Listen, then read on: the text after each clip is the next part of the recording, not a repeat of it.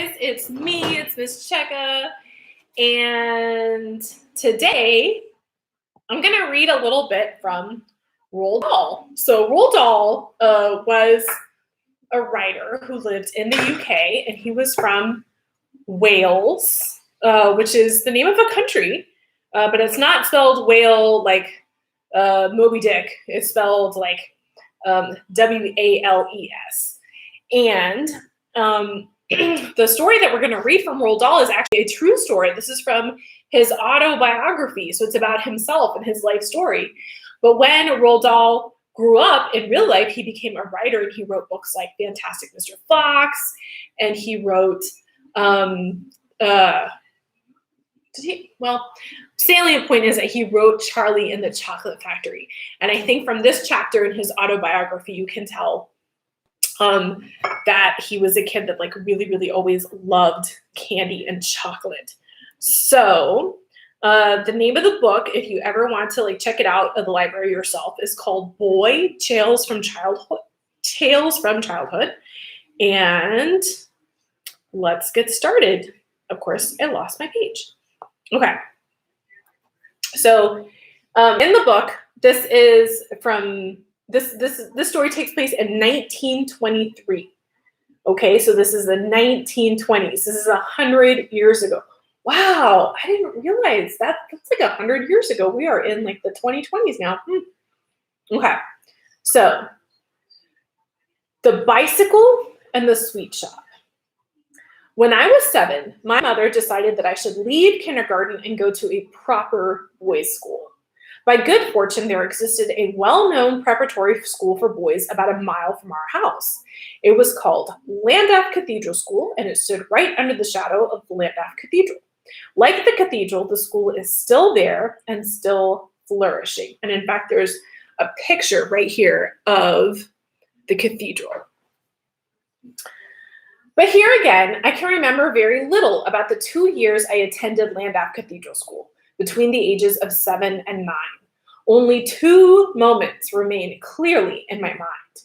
The first lasted not more than 5 seconds, but I will never forget it.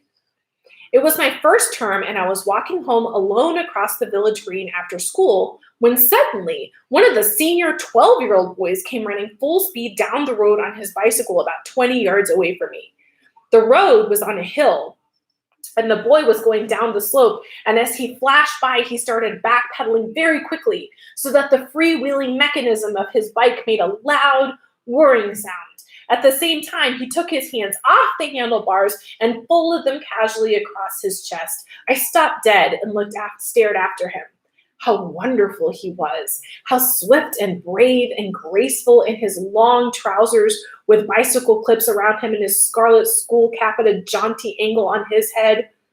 One day, I told myself, one glorious day, I will have a bike like that, and I will wear long trousers with bicycle clips, and my school caps will sit jaunty on my head, and I will go whizzing down the hill, pedaling backwards with no hands on the handlebar.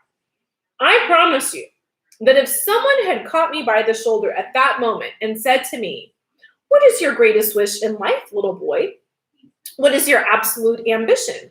To be a doctor, a fine musician, a painter, a writer, or the Lord Chancellor?"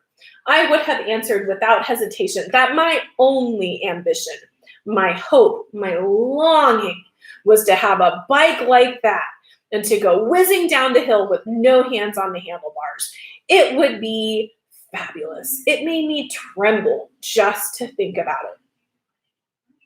Okay, so I love this part because he's dividing up. He's got 2 memories. So this is the one memory, right? Is that he's like a little kid. He's this big kid on the bike, and he wants to be cool like the big kid, which is something very relatable, right? Especially when you're little and you see older kids doing stuff. They just look cool, and you want to do stuff too. Very relatable. And also, I don't know if you have done that on your bike, where you've like maybe put, like my baby cousin used to put playing cards taped into the spokes of her bike, and so it make it sound like a motorcycle, right? So I picture it just something like that, which is real cool. So That is memory number 1, and it's just this big. The rest of the story is memory number 2. My second and only other memory of Llandaff Cathedral School is extremely bizarre. It happened to a little over a year later when I was just 9. By then, I had made some friends, and when I walked to school in the mornings, I would start out alone, but would pick up 4 other boys of my own age along the way. After school was over, the same 4 boys and I would set out across the village green and through the village itself, heading for home. On the way to school and on the way back, we always passed the sweet shop. No, we didn't.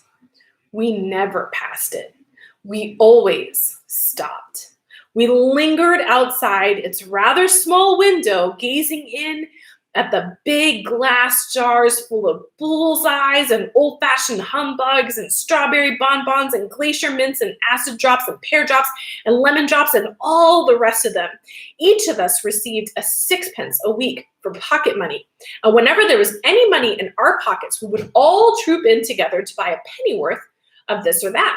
My own favorites were sherbet suckers and licorice bootlaces. I'm gonna pause super fast because I just remembered I left the radio on. Hold on.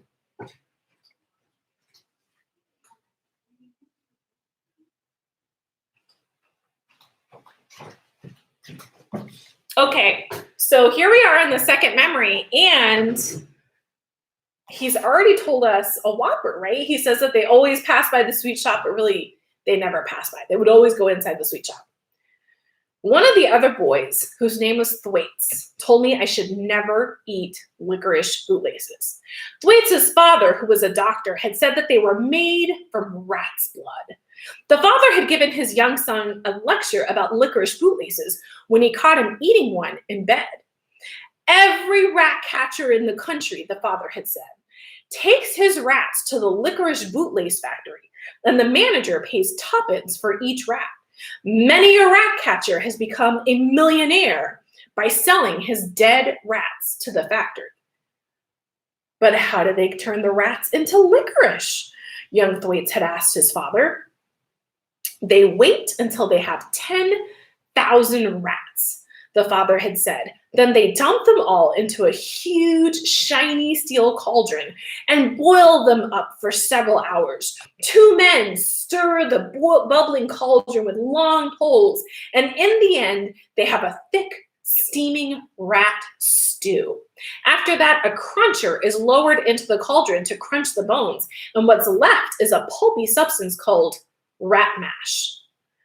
Yes, but how do they turn that into licorice bootlaces? Young Thwaites had asked. And this question, according to Thwaites, had caused his father to pause and think for a few moments before he answered it. At last, he said, the 2 men who were doing the stirring with the long poles now put on their Wellington boots and climb into the cauldron and shovel the hot rat mash out onto a concrete floor. Then they run a steamroller over it several times to flatten it out. What is left looks rather like a gigantic black pancake, and all they have to do after that is to wait for it to cool and to harden, and then they can cut it up into strips and to make the bootlaces. Don't ever eat them, the father had said. If you do, you'll get rat-itis. But what is rat-itis? Young Thwaites had asked. All the rats that the rat catchers catch are poisoned with rat poison, the father had said. It's the rat poison that gives you rat-itis. Yes, but what happens to you when you catch it? Young Thwaites had asked. Your teeth become very sharp and pointed, the father had answered, and a short, stumpy tail grows out of your back just above your bottom. There is no cure for rat-itis. I ought to know. I'm a doctor. We all enjoyed Thwaites' story and made him tell it to us many times to and from school. But it didn't stop any of us, except for Thwaites, from buying licorice bootlaces. Okay, I'm going to pause a little second here because there's all kinds of vocabulary that we have talked about. First of all, the cauldron is just like, remember the Halloween thing that I showed you? It's just like a pot, like in Alice in Wonderland when they have the pot of soup. Itis means swelling up, but you often find it in like disease names. So ratitis. Licorice is like Twizzlers, but real licorice is black. Weird fact, in Scandinavia, like in Iceland and in Sweden, people really love to eat as candy black licorice that is covered in salt. It is the weirdest tasting thing, but they just love that kind of candy, black licorice and salt. So that's like Twizzlers. I picture the licorice bootlaces though being a little bit more like a fruit roll up, like a long flat tape. So a couple of things. Number one, do you think that's really true? Probably not. Probably Thwaites' dad, who is the doctor, is telling him this awful story about the candy being made out of rats because, he didn't want his kids to be eating too much candy. And I'm not saying that sometimes your parents tell you stories because they don't want you to do stuff, but sometimes parents tell you stories because they don't want you to do stuff. My dad used to tell stories and then he would take my Halloween candy. But at any rate, so Thwaites' dad tells him all this stuff. Thwaites is my favorite character in the story, but he is an instigator. Okay. And do the other kids believe him? No, because it says that they still keep eating licorice bootlaces all the time. They just like the story. Okay. At 2 for a penny, they were the best value in the shop. A bootlace, in case you haven't had the pleasure of handling one, is not round. It's a flat black tape about 1/2 inch wide. You buy it rolled up in a coil, and in those days, it used to be so long that when you unrolled it and held it 1 arm's length above your head, the other end touched the ground. Sherbet suckers were also 2 for a penny. Each sucker consisted of a yellow cardboard tube filled with sherbet powder, and there was a hollow licorice straw sticking out of it, like a Twizzler. Rat's blood again, young Thwaites would warn us, pointing at the licorice straw. You stuck the sherbet out up through the straw, and when it was finished, you ate the licorice. They were delicious, these sherbet suckers. The sherbet fizzed in your mouth, and if you knew how to do it, you could make white froth come out of your nostrils and pretend you were throwing a fit. Gobstoppers, costing a penny each, were enormous candies the size of small tomatoes. 1 gobstopper would provide an hour's worth of non-stop sucking, and if you took it out of your mouth and inspected it every 5 minutes or so, you would find that it changed color. There was something fascinating about the way that it went from pink to blue to green to yellow. We used to wonder how in the world the Gobstopper factory managed to achieve this magic. How does it happen? We would ask each other. How can they keep it from changing color? It's your spit that does it, young Thwaites proclaimed. As the son of a doctor, he considered himself to be an authority on all things that had to do with the body. He would tell us about scabs and when they were ready to be picked off. He knew why a black eye turned blue and why blood was red. It's your spit that makes a gobstopper change color, he kept insisting. When we asked him to elaborate on his theory, he answered, "You wouldn't understand if I told you." All right, this is a good story, right? Okay. So a couple of things. Number one, Thwaites is kind of a pill. He's definitely a know-it-all. And one of the ways that you know that he's like a terrible know-it-all is that when they ask him to actually explain, he falls back on like, oh, it's too complicated for you, which means he probably doesn't know. But every friend group has a Thwaites. Hi, Michaela. Pear drops had a dangerous taste.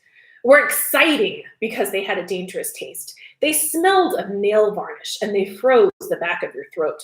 All of us were warned against eating them, and the result was that we ate them more than ever.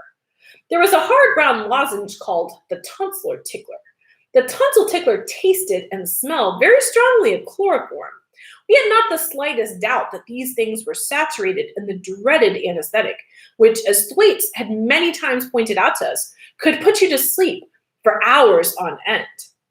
If my father has to saw off somebody's leg, he said, he pours chloroform into a pad and the person sniffs it and goes to sleep, and my father saws off his leg without him even feeling it.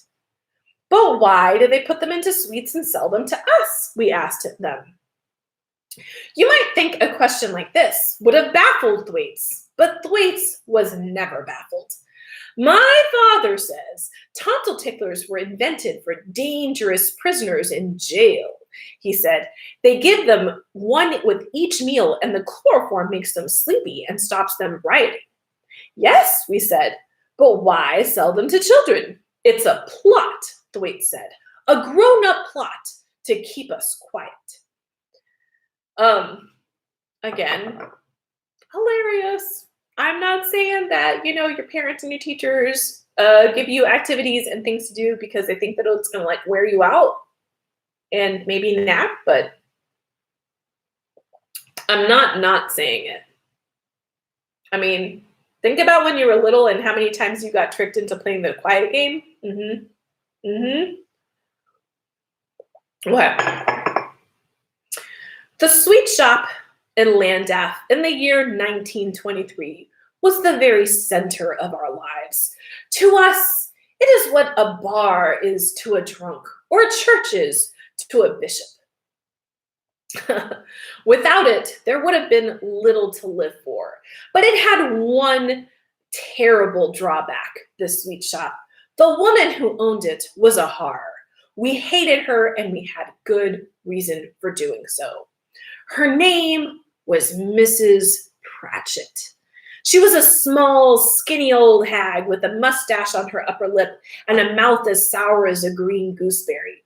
She never smiled. She never welcomed us when we came in. And the only time she spoke were when she said things like, I'm watching you, so keep your thieving fingers off them chocolates, or I don't want you in here just to look around. Either you forks out or you gets out.